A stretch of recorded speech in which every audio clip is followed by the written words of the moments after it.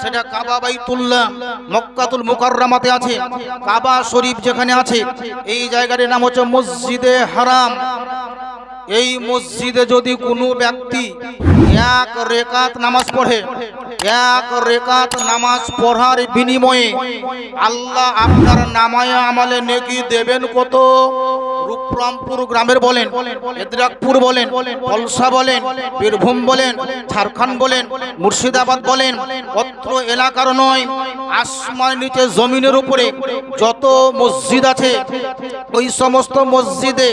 1 লক্ষ রেকাত নামাজ পড়ে যত নেকি পাওয়া যাবে, 1 লাখ রেকাত নামাজ পড়ে যত নেকি পাওয়া যাবে, আমাদের যিনি পয়গম্বর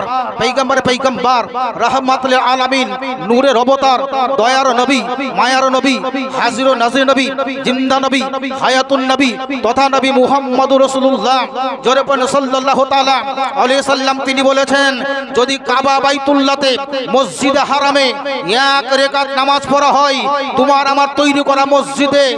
1 লক্ষ রেকাত নামাজ পড়ে যত নেকি পাওয়া যাবে, কাবা বাইতুল্লাহতে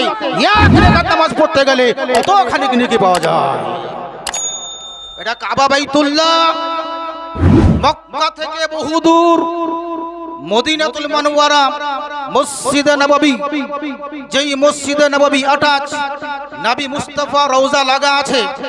যেই মসজিদে নববী অ্যাটাচ জান্নাতুল বাকি আছে, ওই মসজিদে নববীর কথা আমার পয়গম্বর আকা মুস্তাফা নবী বলেছে তোমার আমার মসজিদে 50,000 রেকাত নামাজ পড়ে যত নেকি পাওয়া যাবে, মসজিদে নববীতে 1 রেকাত নামাজ পড়ে অত নেকি পাওয়া যায়।